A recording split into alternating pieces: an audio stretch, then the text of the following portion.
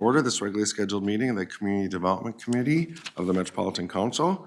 I am the Chair, Robert Lilligren, joined by a quorum of the council. Committee members, the first item is approval of the agenda. If there's no changes or additions, we can just consider it approved by consensus. Any changes? Great. We have an agenda. Next is approval of the minutes of the December 5th Community Development Committee meeting. Is there a motion to approve? So moved. Second. Thank you. Any discussions, additions, corrections? Hearing none, all in approval, please say aye. Aye. Opposed? That carries. We'll move on to our consent item. One item, this for the City of Maple Grove, Territorial Road and Tricare Comprehensive Plan Amendment. Is there a motion to approve the consent agenda? Move approval. Thank you. Is there a second? Second. Discussion. Hearing none, all in approval, please say aye. Aye. Opposed? That carries. Now we'll move on to our non-consent business items. The first is item 2022-340. It's funding recommendations for the 2022 Round 2 Tax-Based Revitalization Account Grants. And Marcus Martin is here to present. Welcome, Mr. Martin. Thank you, Mr. Chair. Thank you for putting this item on your agenda today. I am Marcus Martin. I work for the Livable Communities Unit, and will be presenting the recommendations for the tax-based revitalization account. So let's start with the, here we go. All right, so I'll start with some background. The statutory goals for the tax-based revitalization account are to help clean up contaminated properties for a redevelopment that will increase the tax base and add living wage jobs or affordable units. And those are within cities that participate in the Livable Communities Act. So originally we the council had authorized $5.5 million in TBRA funding for 2022 as part of the fund distribution plan approved back in March. We awarded almost half of it in the spring, $2.6 million, and that leaves $2.9 million available to award in this cycle.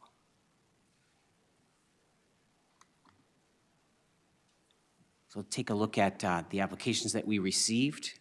We received one seeding equitable environmental development application from Minneapolis, one investigation application from St. Paul, and 4 cleanup applications. And those were from Brooklyn Center, Rogers, North St. Paul, and St. Paul. And we did have 2 applications from Bloomington and Minneapolis, respectively, that were withdrawn during the evaluation process. So the total amount requested was just over $2.1 million, or just right about $2.1 million.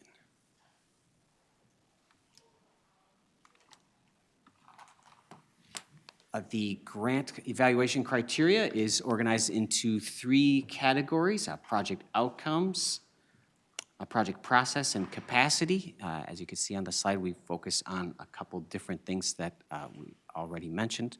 Tax base, jobs and housing increases, how compact developments are, the broadly environment and livability that focuses not only on the contamination cleanup itself, but some of the nature of the project in terms of how it fits on the site and so forth. We look at that project process, how the need was defined for a project, some of the equitable development practices that can be a part of one, and also just overall financial need of the project team. So we'll go into the funding recommendations. I'll start with the seed.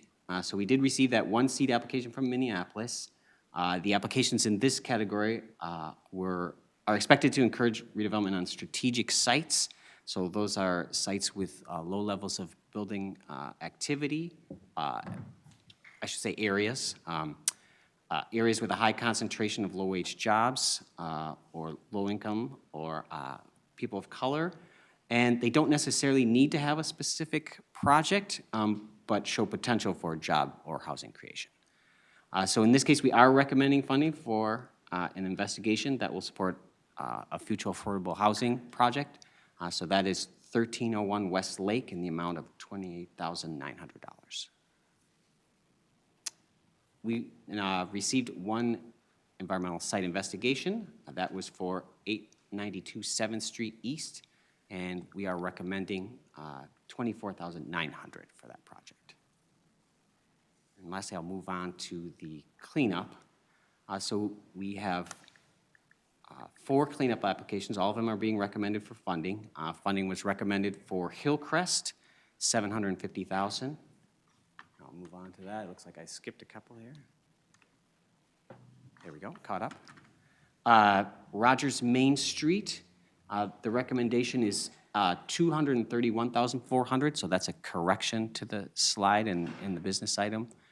So there's a little transposing of those numbers. 7th Avenue redevelopment in North St. Paul for $179,000, and the North 100 Business Park for $863,400.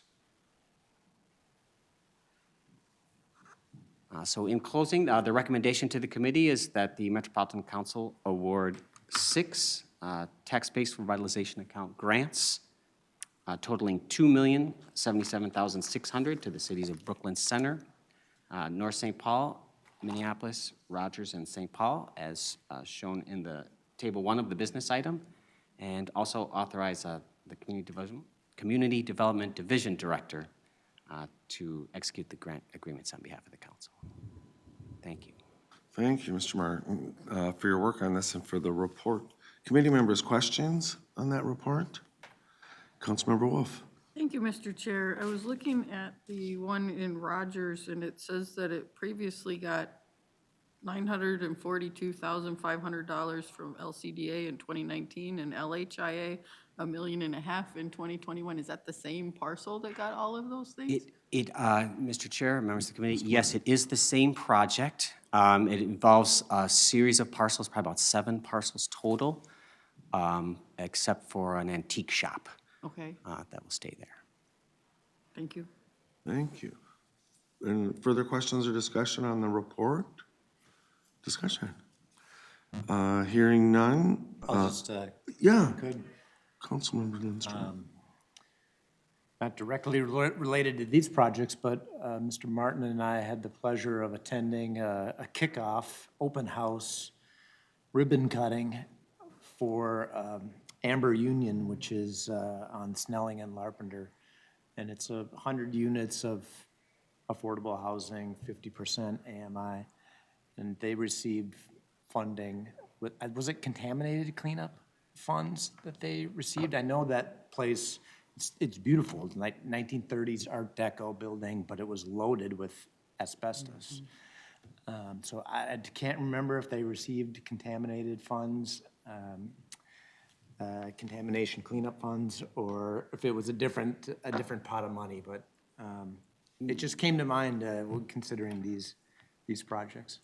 Yes, Mr. Chair, Councilmember Lilligren, that project did receive a cleanup grant for that asbestos and lead-based paint abatement for the renovation of that site. It's nice to know that these projects that we see on a PowerPoint actually become real things and actually provide real homes for people. Yeah, thanks for sharing, Councilmember. It's beautiful. It's encouraging to see that beautiful building be put into reuse. As you know, I go into that area quite often, and so it's been fun to watch that project. Any further discussion? Seeing none, Mr. Martin has proposed that the Metropolitan Council award 6 tax-based revitalization account grants totaling $2,077,600, as shown in the table 1 of the report, and to authorize the Community Development Division Director to execute the grant agreements on behalf of the council. Is there a motion to approve? So moved. Thank you, Councilmember Vento. Is there a second? Second. Thank you, Councilmember Chambliss. Any discussion on the motion? Discussion. Hearing none, all in approval, please say aye. Aye. Opposed? That carries. Thank you, Mr. Martin. Next, we'll move on to our second non-consent business item. It's 2022-341. It's funding recommendations for local housing incentives account, LHIA, and that will be presented by Ms. Johnson, Ashleigh Johnson. Welcome, Ms. Johnson. Thank you. Hey. Hey.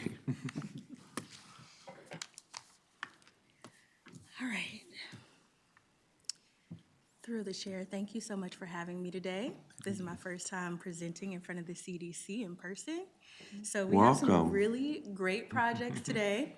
I am here to present the 2022 funding recommendations for the Local Housing Incentives Account, or LHIA. And we'll hop right into it. So in today's presentation, first we'll start off with giving an overview of the application and evaluation process for LHIA. Then we will step into the funding recommendations, and at the end of the business item are project details that will give you the details for each project, and we'll step through each project one by one. So as you can see here from left to right, this is the normal or regular process of LHIA, where we are in partnership with Minnesota Housing. Through their consolidated RFP process, we evaluate all the applications for now that come through the multifamily side and part of the applications that come through for the single-family side. And LHIA is specifically for affordable housing development that includes homeownership and rental. So we review all of the applications. There were 31 this year that came through Minnesota Housing's multifamily process. And in the middle, we also saw a few applications that only requested local housing incentive funds. And that's really exciting. Every year that I've been here, more and more projects have requested LHIA funding specifically. We also talk to sub-allocators. So those are counties that receive funds directly from the federal government. And we talk to them to learn about their priorities and what are some of the things that, in terms of the applications that have come in, what are some of the things that they'd like to prioritize. And all of this, while we are reviewing for the priorities for the local housing incentives account, the priorities for the council. And it is a process that has been iterative over the years, but it's gotten incredibly easier. All right, let's hop into the funding recommendations. So as stated previously, this year there were 31 multifamily rental applications, and the Minnesota Housing selected 8 of those applications for funding recommendation. For single family ownership, there were 25 applications, and Minnesota Housing moved forward 22 in the metro. And there were a total of 56, 30 recommended for funding, and 9 of them we are supporting. 5 ownership and 4 rental projects. So as you can see here, we have $3.5 million for LHIA this year. It broke down into $2.5 million for 4 multifamily awards and $1 million for our single-family awards. So increasingly, we've been putting more money towards single-family awards, which is really exciting. The 4 multifamily awards, it is total a lot less than we had last year. We had $8 million last year. And this year we had $3.5 million, but we also have the pilot for $2 million. Those recommendations are coming up next year. So these are the details of the funding recommendations. And as I stated earlier, the project details are at the end of the business item. So we have 4 projects, and they span 4 multifamily projects, and they span Carver, the city of Carver, Shakopee, a partnership with Scott County, and then there's 2 in Minneapolis, which is Whittier and the Native American Community Clinic Project. And then the single-family proposals include 5 proposals. 2 of them are in the city of Minneapolis, and 2 Twin Cities Habitat for Humanity Homes Within Reach are across suburban Hennepin and Ramsey County. And then we have a new applicant this year, Urban Homeworks. Those are the 2 Minneapolis projects that are in North Minneapolis. So hopping into each project individually, the first recommendation we have is for Carver Place, and this is in the city of Carver. We are recommending a funding recommendation of $450,000. This is a newly constructed project with 2 components. The first component is about 60 units for what they call family general housing, and then there's a senior component in the same project, but separated. So this project is affordable between 30 and 80% of AMI, and the units will be 1 to 3 bedrooms. Next is the Native American Community Clinic project. So this project is really unique. It is an existing clinic that exists in a historically Native American community in terms of along the corridor. And it is they are proposing to build 83 new units next to the clinic, and at the same time continuing to provide healthcare services that they currently provide in the neighborhood.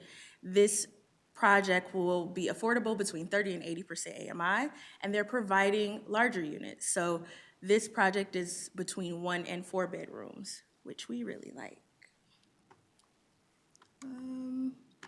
Next is Prairie Point Apartments. So this is in Shakopee, and we are recommending an award of $350,000. This is a newly constructed building with 42 units, and it is affordable between 30 to 80% of AMI. And this also has larger units, 1 to 4. This is a Beacon project. Beacon Interfaith Council. And lastly, for our multifamily recommendations, we are recommending Whittier Community Housing. This project is a combination of new construction and preservation. So as you can see, the top photo is what they are proposing, a rendering of a new building to be built where a parking lot currently sits. And on the bottom is an existing building that they plan to renovate. It used to be a school, but in 1970, it was converted to an apartment building, and they will not displace any of the residents in that building while the renovation is taking place. And they are providing these units at or below 30% of AMI, up to 50% AMI. And they will provide efficiency or studio units up to 3 bedrooms. We're recommending $950,000 for that project. Moving into the single-family recommendations, the first is Northside Home. This is an Urban Homeworks project in partnership with Project for Pride in Living, or PPO. So they are proposing to build 3 homes in North Minneapolis. They will be affordable at or below 115% of AMI, but they are targeting at or below, or prioritizing at or below 80% of AMI. And these 3 homes will be 3-bedroom homes. Next recommendation is for Twin Cities Habitat for Humanity. We also awarded Twin Cities Habitat last year. They also have pilot applications in. This is for the acquisition and rehabilitation of 16 homes, all affordable at or below 80% of AMI. These are 3-bedroom homes, and you can see the cities below: the city of St. Paul, North St. Paul, and White Bear Lake. Next is preserving affordable tracts to homeownership. So this is a Washington County project. We're recommending $90,000 for this project. It's for the acquisition and rehabilitation of 3 community land trust homes. They'd like to add them to their portfolio. So these are all affordable at or below 80% of AMI. These will also be 3-bedroom homes in a lot of cities in Washington County, as you can see. So next is homeownership within reach. This is also a Urban Homeworks project in North Minneapolis. A new construction, or 2 homes that will both be new construction, affordable at or below 115 AMI. The same thing as their other proposed project. They are prioritizing at or below 80% AMI. And this will be a 3-bedroom home. And lastly, we have homes within reach in suburban Hennepin County. We recommend funding awards pretty much every year to homes within reach, so this is a delight. This project is to acquire and rehab 10 community land trust homes, all affordable at or below 80% of AMI. These homes will be 3 to 4 bedrooms, so a little bit larger, some of them. And as you can see, the cities below in suburban Hennepin County. So this slide shows what we are recommending this year in comparison to what we've recommended to LHIA to date. So it's just a breakdown of the units that we are proposing. Total affordable housing units include 230. That includes rental and ownership housing. There are only 5 new homes being built. However, in terms of preservation and rehab, we are recommending 74 this year. And lastly, I am here to request that the Metropolitan Council award $3.5 million for 4 multifamily and 5 single-family or homeownership grants, and that we authorize its Community Development Division Director to execute the grant agreements on behalf of the council. Thank you, Ms. Johnson. I hope it wasn't too painful doing your first presentation. Good, good. Committee members, questions, discussion on the report? Councilmember Wolf. I was just curious, there was a lot of applications, a huge number of applications for funds. What were the reasons why the other one? Usually we have like a list of why things aren't chosen, and we don't have that for this. We had a list of cities where they were from, but like there's one that we funded that nobody else did. How did we differentiate that one from all of the other ones in the pile? Yeah, through the Ms. Johnson. chair. Councilmember Wolf, how the process usually works in partnership with Minnesota Housing is that Minnesota Housing sends us all of the applications that came in for the multifamily side particularly. And we review those for our priorities, which is larger bedrooms, if they are incorporating units for persons with disabilities or any other special populations, and if they are prioritizing at or below 30% of AMI. So that's what we're looking at in the applications. Minnesota Housing is evaluating the funding needs and telling us which projects actually have gaps. So what happens is some of the gaps they actually fill. So even though they might be high on our priority list, which some of them were higher on our priority list than what we chose, they were fulfilled by Minnesota Housing. There were some projects with gaps that were rather large, and Minnesota Housing chose not to fund those projects. And then in that case, we reach out and we say, hey, you know, you're not necessarily getting funding from Minnesota Housing this year, but would this amount from LHIA actually be useful to you? Like, would this make things worse because now you're tied to another funding commitment, or would you actually like to still be considered for LHIA? So that's kind of how projects fall out of our funding. Either they are fulfilled by Minnesota Housing, or they are not fulfilled by Minnesota Housing and may have too large of gaps for us to actually contribute to. Okay, thank you. Thank you. Further discussion? Yeah, Councilmember I Wolf. just wanted to make the observation that both of the Minneapolis ownership ones go up to 115% AMI. I realize they're targeting below 80, but if somebody makes that much money, they shouldn't be getting subsidies, getting a house. That's not the kind of income level where you need help, in my opinion. So I sincerely hope that they really stick to the 80 rather than going up to 115, because if that is a habit, then we shouldn't fund it. That people that make that's more than I make, and I have a house, so, you know. Thank you. Thank you for that. Further discussion? Committee members, I need to disclose, I am a member of the Capital Campaign Committee for the Native American Community Clinic Project, and this has come up once before for the Minneapolis American Indian Center, and I'm handling this in a slightly different way. At the Capital Campaign for the Native American Community Clinic, I have not participated in the conversation at all. I've recused myself completely, so I feel that I can ethically vote on this tonight, but I did want to disclose that publicly. Thank you.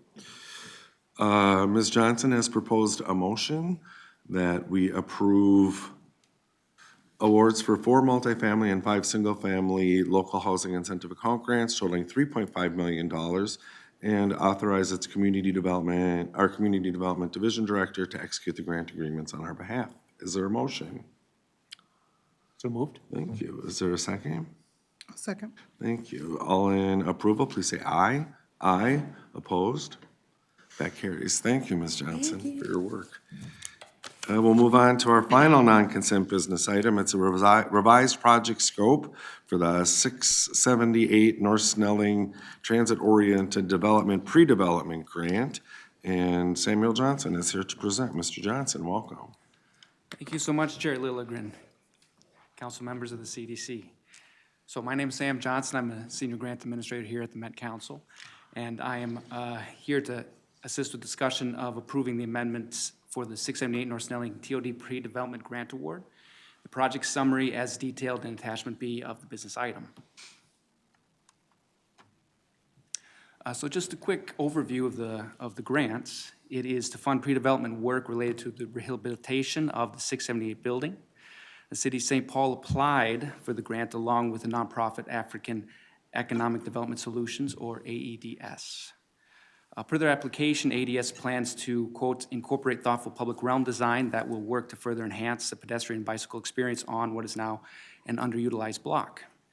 AEDS envisions this project increasing walkability and transit ridership by engaging with the community in a culturally competent manner through translated marketing of public transit opportunities. They requested that we fund pre-development activities related to the project's community engagement, site plans, and feasibility studies. They said, quote, the goal of the pre-development activities is to assess what is possible for community success and further accessibility of the commercial corridor.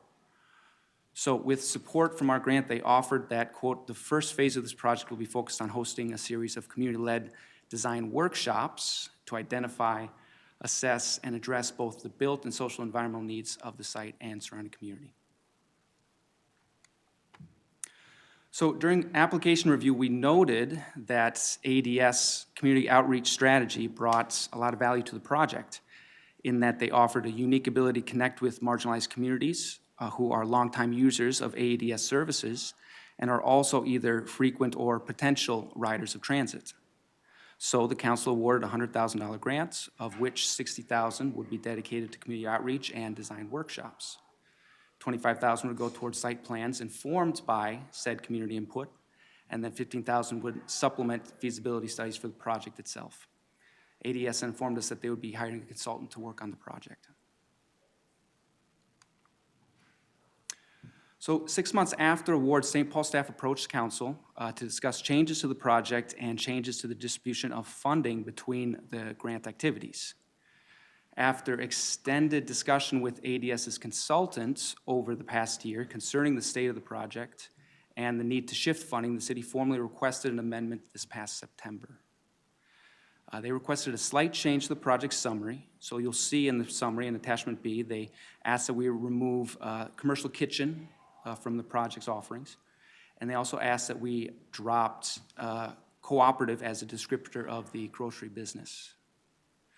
More substantively, they request that we reduce community engagement funding from $45,000 to $7,500.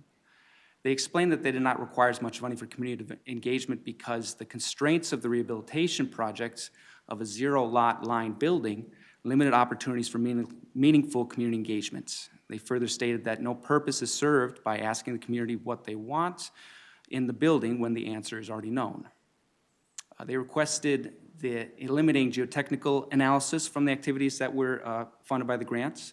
They explained that the structural engineer that they spoke with had determined that no soil analysis was required. They lastly requested eliminating design workshops because, again, the building's zero-lot line limited design planning. In addition to this, they requested an increase to financial analysis because, as they said, quote, substantially more work is needed to conduct a comprehensive financial analysis. They also request an increase to the market study funding line because they said, quote, the original application was incorrect in its estimate of the cost of doing a market study.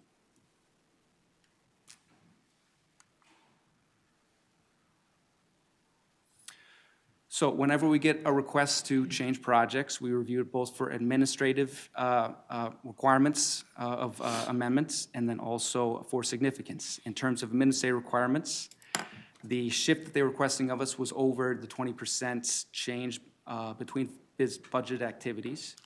So what we saw was that of the $100,000 that we had awarded the grantee, they were asking that $78,750 be shifted from for grant activities.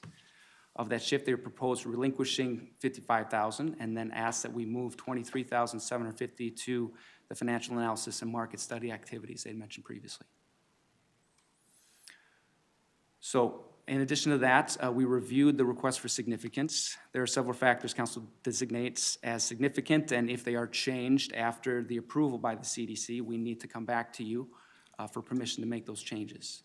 For this project, without the community engagement activities that ADS had originally offered in their application, council staff deemed that it was a significant change to the demonstration value of the award. So more specifically, the project changes to the scope and role of community engagement would have produced a lower score in 2 application evaluation categories that it was scored on. First, the TOD design and demonstration category, and then secondly, the process and partnerships category. However, when council staff rescored the project without the community engagements that they had originally offered, they conclude the project would have scored lower, but nonetheless would have been recommended for funding. The lower score would also not have affected funding recommendations for any other applicants in that round. This was one of 2 projects submitted for the fall of 2020 TOD pre-dev award rounds. Both projects were funded at the levels that they requested.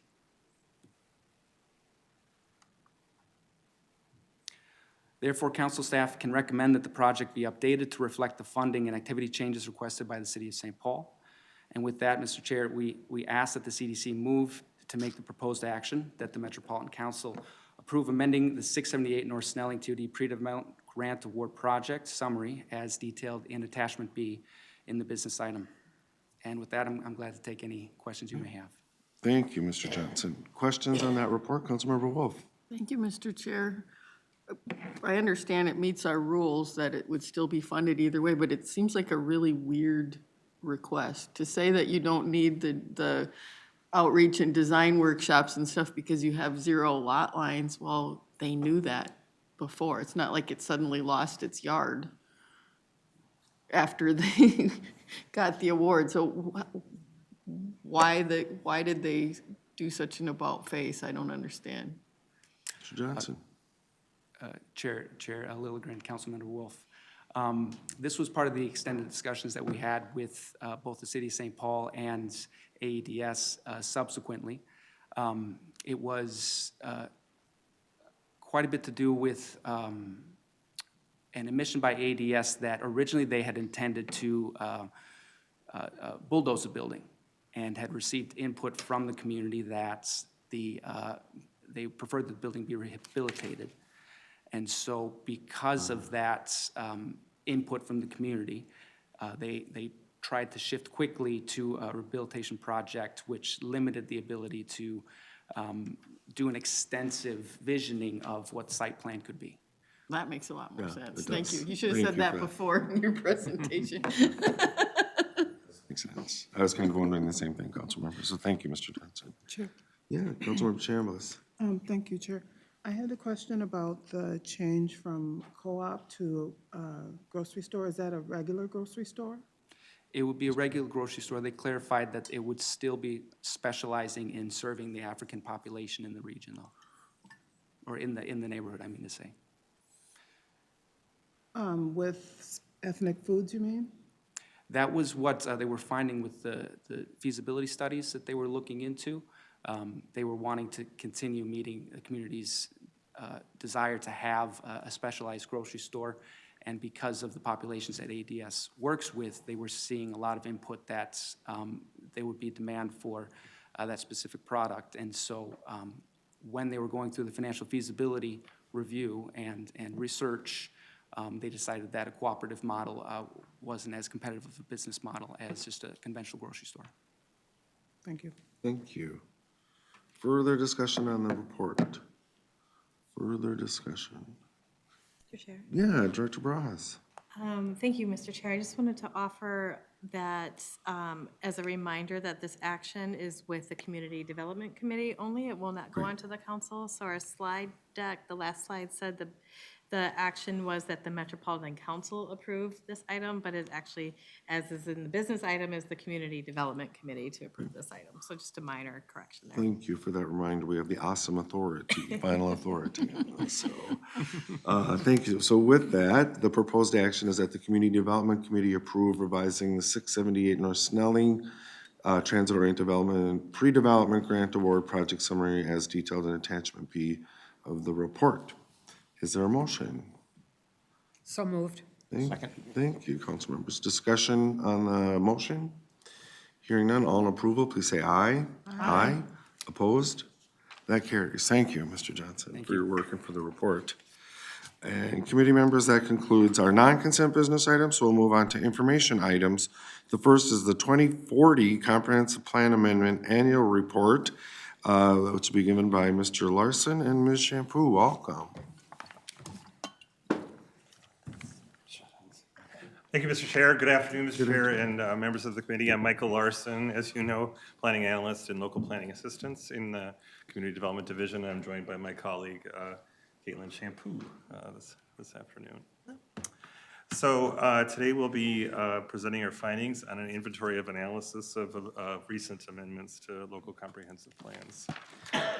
So last year, as we presented to you, we began compiling information related to comprehensive plan amendments to better understand their overall impact and report on any themes that we've identified.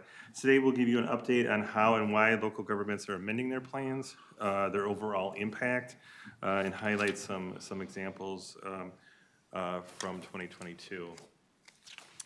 So I'd like to start by reminding the council members and others why cities amend their comprehensive plans. As you know, plans provide direction and predictability to meet the needs of the community and region into the future. Having a comprehensive plan that never changes, however, is not realistic and could prevent a community from responding to new and previously unforeseen opportunities, whether it be for new housing, jobs, services, and the like. One reason the council reviews and authorizes these amendments to ensure that we can course correct and continue to support the orderly and economical development of the region and its communities as different opportunities arise over time. So there are various reasons for amending comprehensive plans, and they often fall into two buckets: development-driven and planning-related. Obviously, development-driven amendments typically involve changing guiding land use for a particular site related to accommodate a specific development. However, they could also be accompanied by a use expansion or a staging change in the community, an annexation by ordinance, or a forecast change, or one or more of these components. Planning-related amendments often involve policy or text revisions that might stem from a neighborhood plan or other planning study that may have arisen in the comprehensive planning process that required further study and engagement. An amendment might propose, for example, the creation of a new guiding land use. Or tweaking, making adjustments to the density range of a particular guiding land use policy. These examples underscore the importance of planning as an ongoing and evolutionary process rather than something that is done once and fixed in stone. So to set the stage for this information, I wanted to share just 4 general findings identified in our analysis. Most communities within the Metropolitan Urban Service Area are amending their comprehensive plans, and particularly communities that are designated as suburban edge and emerging suburban edge. Similar to what we saw last year, most amendments propose changes in guiding land use that increase the allowable residential density of a particular area. And finally, we found that residential development proposals are increasingly relying on amendments over time as we get further from the 2018 decennial update. So I'm going to turn it over to Katelyn, take on the next several slides. Thanks, Mike. So the council began authorizing comp plans in February of 2018, and then we started receiving amendment submittals in 2019. And in total, to date, the council, or not to date, through October of 2022, the council authorized 231 amendment submittals, and so 166 went through administrative staff review and 65 through CDC review. There were also 11 policy issues associated with these, mostly caused by inconsistencies with the housing policy plan, 2 of which were resolved through subsequent amendments. And the map on the right side of the slide shows in blue all communities that have amended their comprehensive plan, and the diagonal lines indicate communities that amended their plan in 2022. Next slide, please. Your service. Thank you.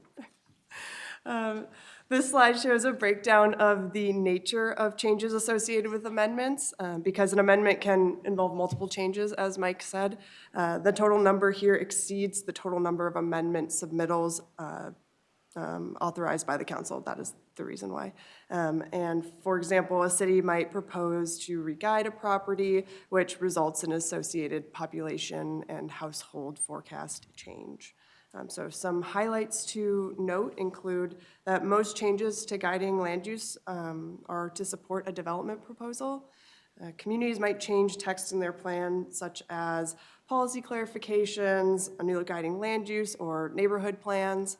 Communities might adjust a density range of an existing guiding land use to better match development proposals. And finally, changes in emerging suburban edge communities might involve MUSA expansions, annexations, and/or development staging changes. Thank you. And this slide shows a similar breakdown to one of the previous slides, but for amendments authorized between January and October of 2022. And in that time period, the council authorized 65 amendments, 45 were reviewed administratively by staff, and 20 were reviewed by the council and at Community Development Committee. And out of the 65 amendments, 3 created policy inconsistencies and 3 resulted in changes in community designation. And this slide shows the distribution of amendments in 2022 by community designation. So similar to our report last year, and not surprisingly, most amendments were submitted by communities in the urban service area. And in 2022, we saw the greatest number of amendments from suburban edge communities. But when looking at all amendments authorized by the council between 2019 and 2022, suburban and emerging suburban edge communities make up the greatest proportion of amendments, each with 53 amendments.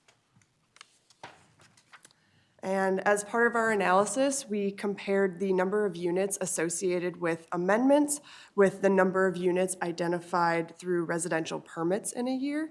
And our findings showed that between 2019 and 2021, an increasing percentage of residential development was associated with a comp plan amendment. So there was 0.4% in 2019, 13.5% in 2020, and 20.8% in 2021.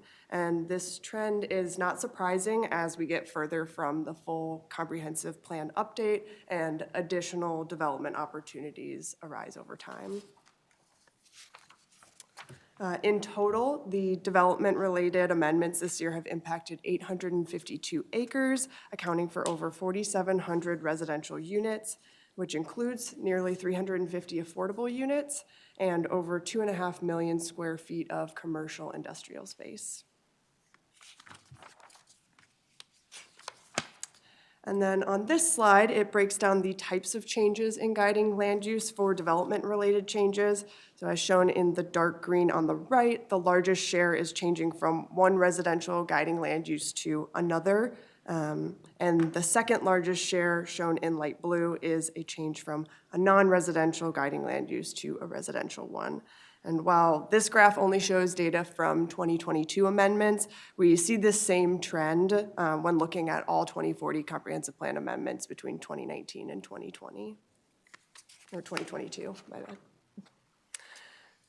And then this chart shows a breakdown by community designation on whether a change in guiding land use either increased or decreased residential capacity. And as shown by the blue bars, the majority involved increases in allowable density. And with that, I'll hand it back over to Mike. All right, thanks, Katelyn. On this and the next slide, we wanted to just share a couple of comp plan examples to reiterate how the council works with cities to meet both local and regional goals.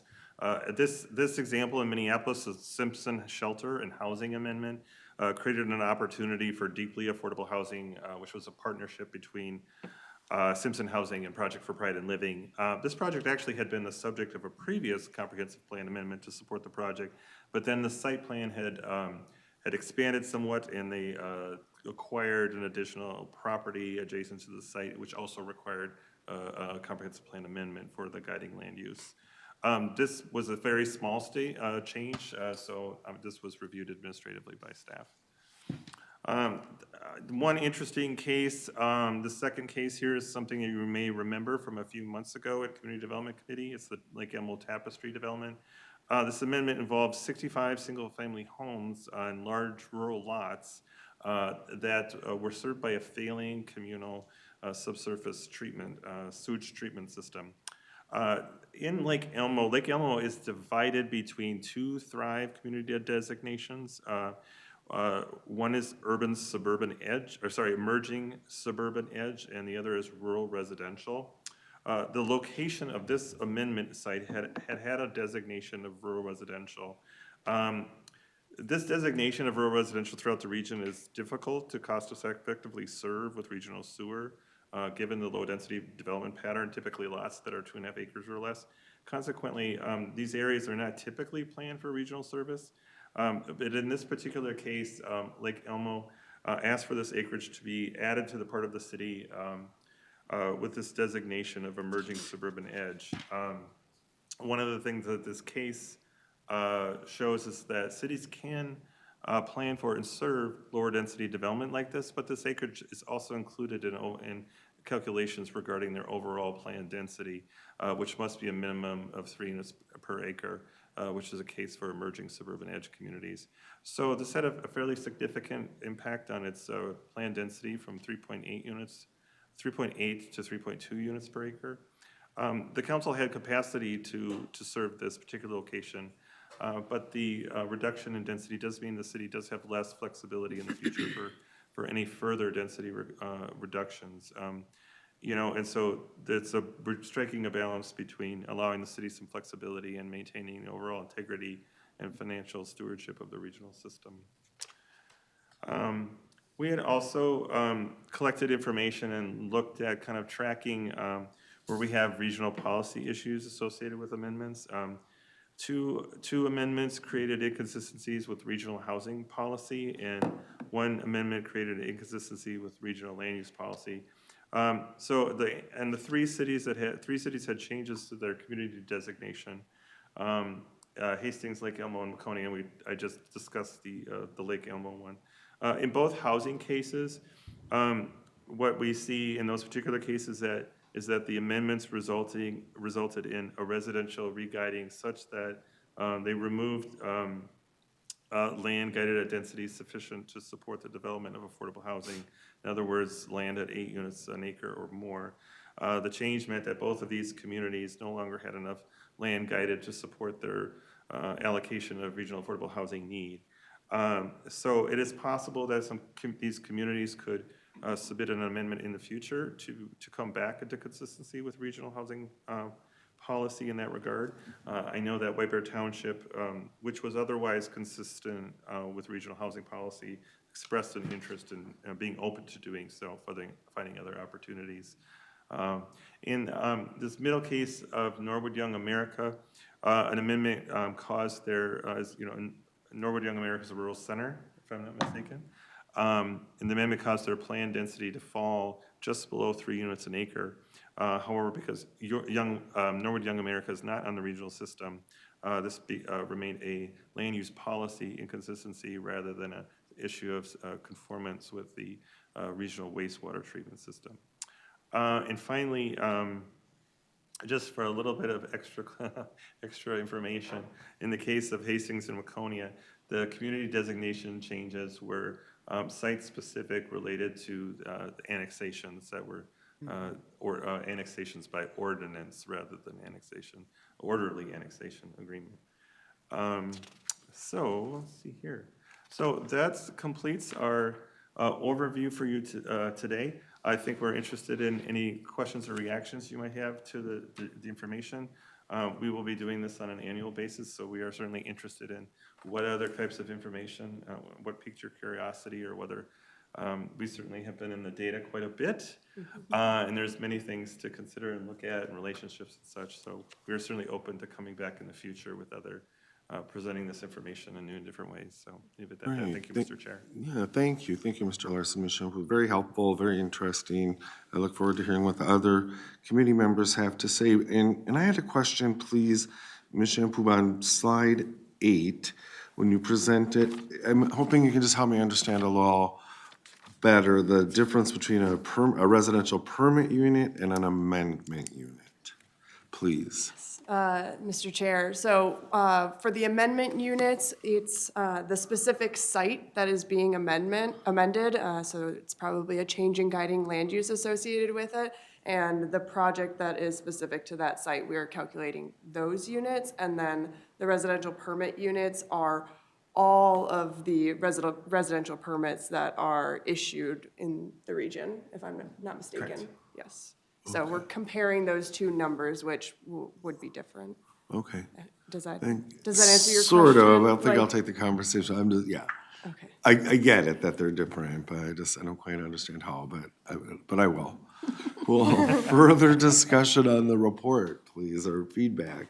Councilmember Chambliss, then Councilmember Ling. Thank you. It's nice to get an idea of the nature of all the amendments with the comprehensive plans. I know we've often said, is there a way to streamline the process, particularly for those smaller communities that lack resources? Are we able to use this information, like if on page 5, is there any information or guidance that can go along with the template that a community uses to develop their comprehensive plan that might make it a little easier? Maybe, I don't know what kind of template they have currently, but if there's information that is related to, their demographics in terms of, you're an urban designation with the potential of becoming, the next level in terms of suburban edge or whatever the next level is. Can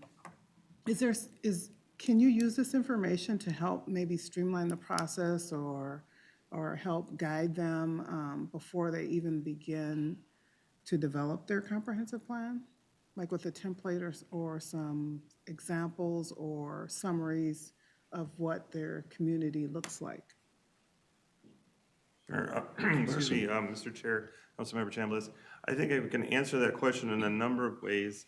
The collection and evaluation of this data did assist with the revision of the administrative review guidelines. Major change to that, as you may remember, is that we increased a threshold for review from a change in residential capacity from 100 to 250. Again, that's a change in capacity, not necessarily project size. So that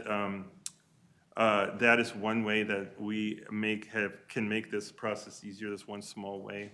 And another thing that I think we've may have addressed here, but is worth discussing in terms of work planning, is the support we provide to smaller communities in the cities with smaller communities in the region with little planned growth.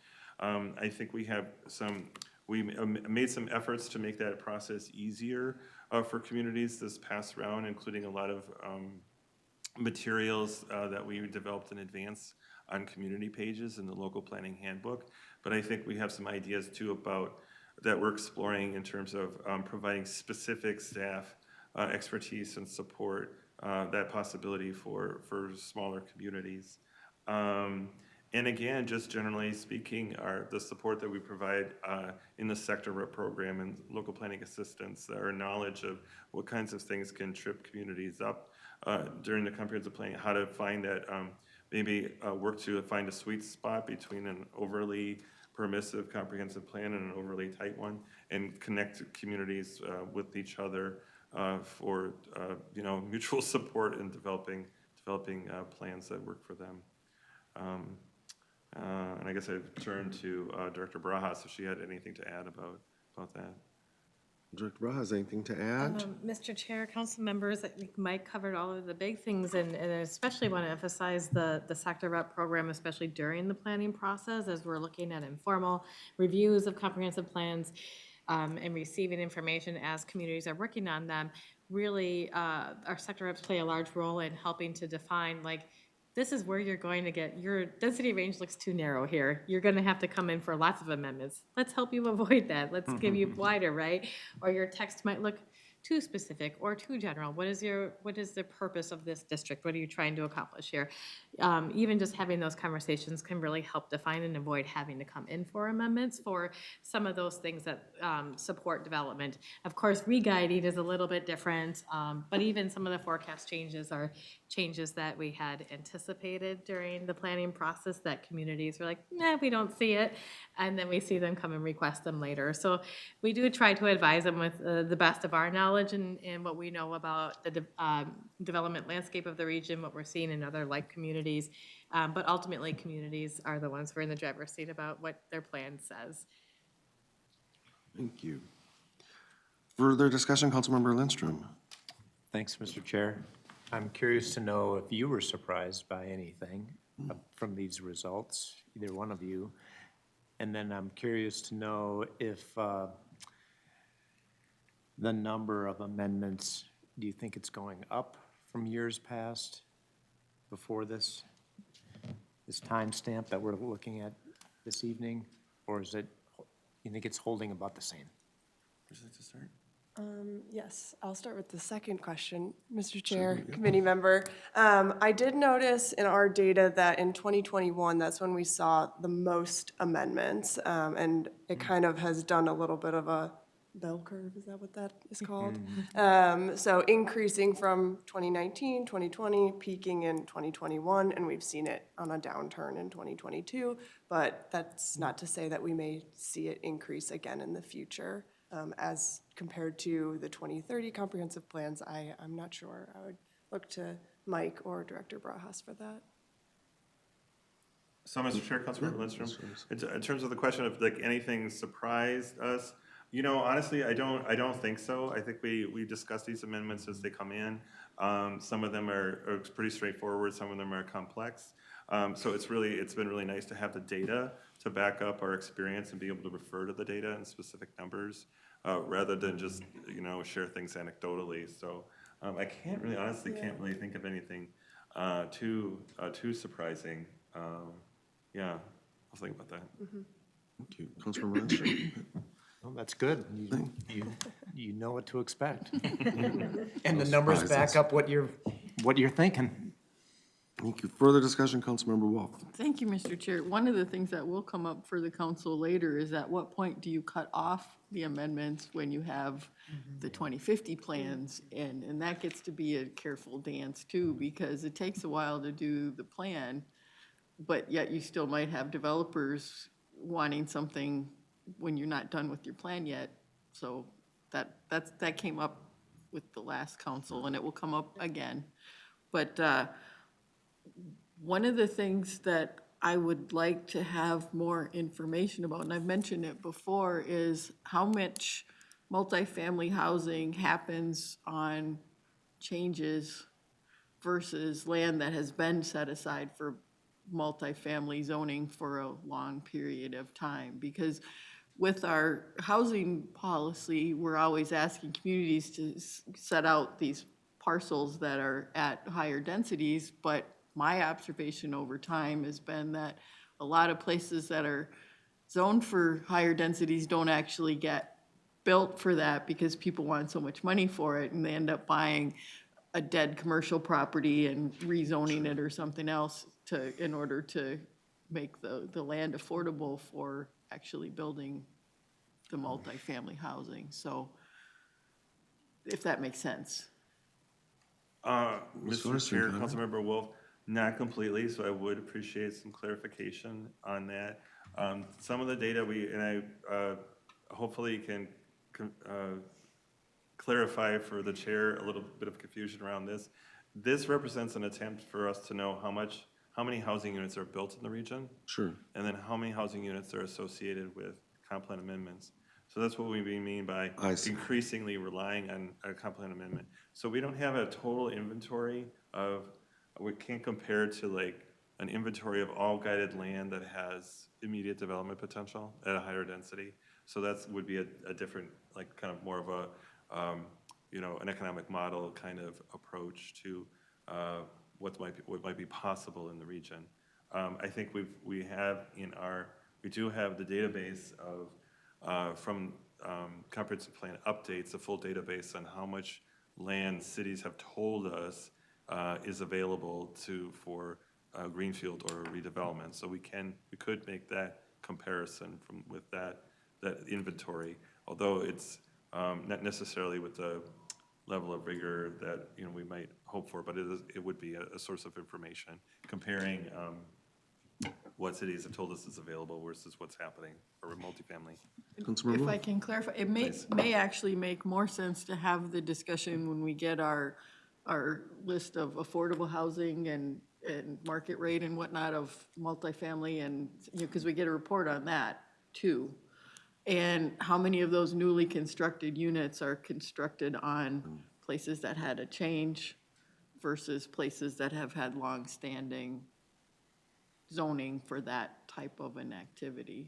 I mean, just when I look around, I've lived here for a really long time and seen a lot of development, and notice more and more that dead commercial or weird parcels that you never thought would develop, like there's some in Egan along Cedar Avenue that I didn't even realize was developable land, and now it's got big apartment buildings on it, it's right, you could throw things from your apartment onto to the highway kind of land, but it just seems like, when we have this angst from communities of why do we have to set this land aside for affordable housing, that it doesn't necessarily result in any affordable housing at all, and it sometimes goes to other places in the community that you never would have guessed would have ended up. Burnsville's had a lot of dead strip malls turn into senior housing or other apartment buildings. Thanks. Director Barajas? Mr. Chair, thank you.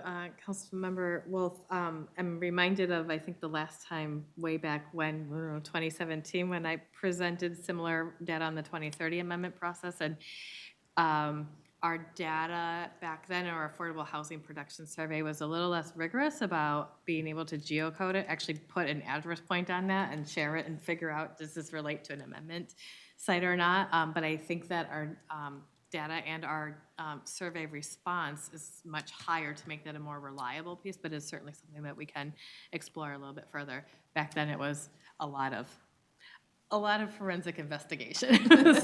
I wouldn't want you to have to spend a ton of time on it, but I think it's something that we should know, because if we're bugging communities, you have to set aside this land, but then that's not what is getting developed, then we're kind of wasting time and spinning our wheels on something that isn't accomplishing something. Yeah, it would be data that showed how effective our comprehensive planning is, right? So, yeah, interesting, thanks. And thanks, Mr. Larson, for the explanation. I get it now. I don't know why I was not quite understanding this before. I see the light. So, great. Further discussion on the comprehensive plan amendment annual report. Further discussion? Seeing none, this isn't a business item, so no action required. Thanks very much, Ms. Champoux, Mr. Larson, for your considerable work on this and for the presentation. Committee members, we'll move on to the last item on our agenda today. It's an update on the Land Use Advisory Committee work plans. Director Barajas will present. Lisa. Thank you, Mr. Chair, council members. I promise to keep it quick for you. I know I'm your last thing before your meal this evening. But you've heard, for the record, Lisa Barajas, Executive Director of the Community Development Division. And you've heard over the last couple of meetings, presentations from our staff from Raya Smiley on community designations and recommendations that you'll be seeing from the Land Use Advisory Committee coming up in 2023. There's a large bulk of the work that the Land Use Advisory Committee accomplished this calendar year. A lot of discussion, a lot of feedback and input, and our staff were working closely with the committee on that. So I wanted to turn the page to 2023 to talk about more of the work that we're looking at digging into in the coming year. Feels weird to say 2023, but in the coming year, as we get deeper into policy work related to 2050 Regional Development Guide. So as a reminder, the Land Use Advisory Committee is a statutory committee set up in law that is to advise the council on issues regarding land use, comprehensive planning, and other planning issues at the discretion of the council and direction of the council. The work plan goals really are to emphasize changes that are affecting land use and implications for comprehensive plans, supporting that development of the 2050 Regional Development Guide and policy plans as they relate to land use. Really prioritizing opportunities for substantive input from this committee of volunteers and elected officials. As a reminder, half of our committee members in the LUAC are required to be elected officials from across the region, and there's a representative from each of the council districts, as well as ensuring that at least one member from every county as well. So a half and half of residents and elected officials. So really using their local knowledge, experience, and expertise to inform land use and our policy development over the coming years. So what you'll see in our written report is just some draft topics that our Land Use Advisory Committee considered in the last meeting in November. I'm forwarding this to you for your consideration as well, and also your feedback on whether there are other items that you think that the committee should either focus on or add to their list or take off their list, because as we know, they only meet 6 times a year, and so we really want to maximize their valuable input as part of your work here at the council as we engage in the 2050 process. So with that, I will leave it to you for any questions or feedback I'm happy to take. Thank you. Thank you, Director Barajas. Comments, questions? Councilmember Wolf. I would just comment, we have a bunch of vacancies. We have a lot of people who are not re-upping for another term. And the having to drive here is a big part of that. People got used to the hybrid meetings or the online meetings, and we're not allowed to do hybrid because of the open meeting law. So we've got a lot of vacancies, so particularly elected officials. If you know people that are interested in land use issues, we need people. Right, thank you, and thanks for your work on our behalf there as well, Councilmember Wolf. Councilmember Lindstrom, then Councilmember Vento. I thought the deadline for that had just passed, is that right, or? There's no hard deadline. We'll keep going until we get people. Okay.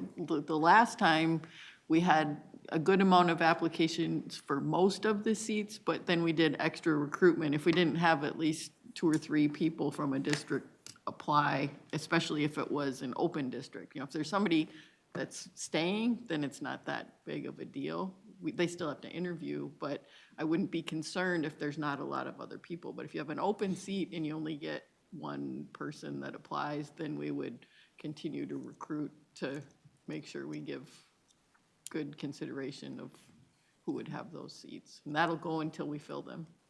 Fantastic. Thank you. Further discussion, Councilmember Vento. Could we get an update on those, where there are applicants and where there aren't, where work is needed? I think that would be good for the full council, so we can all pitch in and help. Yes, Director Mr. Chair, Councilmember Vento, that's a great question. We have a number, I know, of committee vacancies across the council because a lot of those terms run concurrent with the gubernatorial administration. And some are just in their standard cycle of turnover, like as you're aware, MPOSC staggered term, so half and half. So yes, we certainly can communicate, especially where I know I can communicate more specifically about where we may need assistance in recruiting for LUAC in particular, but we can definitely do that more broadly across the council too with other committees. I know we have a lot underway right now. Yeah, Councilmember Miranda. Thank you, Mr. Chair. Has there been any discussion about the possibility of advisory committees being able to hybrid, getting legislation to allow that? You know, it's one thing for us, but I look at these advisory committees, and these are folks, especially in the case of elected officials, they've got a lot of other meetings, and their generosity in sharing additional time with the work is above and beyond. And I would think that there's got to be some way, as long as it's properly posted, you know, anybody who wants to participate can, you know, it's, I don't know, I find it really frustrating. You know, our IMPASC folks, some of them drive from so far away, and it's always a lengthy meeting. The chair and the staff do a great job of making sure it's a meaty agenda, but even so, you know, there are folks who on nights like last week and probably later this week are going to have to get in the car at 6 o'clock and go home in the dark and with a chance of bad weather, and that bothers me as well. They're contributing a lot, so I just wanted to whine and make that pitch. Director Barajas? Yeah, thank you, Mr. Chair. Councilmember Vento, we did have a lot of discussion of that, and based on our existing statute and working with our legal counsel, that we had a lot of internal discussion about please, maybe, can we? And as you know, we've landed where our legal counsel advises the interpretation of our existing statute. That being said, we know there's been a lot of discussion at the legislature about changing open meeting law in light of how much local governments, all public bodies across the board have taken advantage of technology to really open up accessibility to their meetings. But the last I recall was that the statutory change last session, I think, only applied to the legislature. I don't think it applied to anyone else. But certainly any changes, I would imagine, would be something that would apply to governments across the state and wouldn't just be a council-only type issue. It's certainly something I can check in with our government affairs staff if they're aware of any movement at the Capitol that we might also, well, both keep our eyes on, but support. Thank you. Thank you. Great point. Further discussion on the update on the Land Use Advisory Committee work plans? Hearing none, thank you, Director Barajas. I will note this is our final meeting of the year of this committee, so to the staff that's here and to all of those that you represent, thanks so much for your work this year and for the last 4 years, really. Michelle, thanks for all the help and support and getting us here every week and keeping us on track. Director Barajas, thanks for your work, and to my committee colleagues, thanks so much. It's been a pleasure. Thank you, Chairman. I would like to just say the 2023 CDC meeting schedule will be sent out this week, so you'll have it for the next year. Sounds good. Thank you for that.